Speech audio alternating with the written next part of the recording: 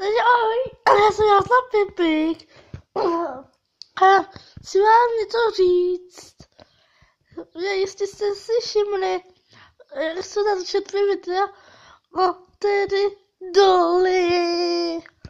No a co bych vám ještě řekl, já počkej, já jsem se musel z toho na zeď, no a teďka já to mám ve tmě, protože já jsem zavřený v komoře aby mě nebylo slyšet, protože maminka je doma.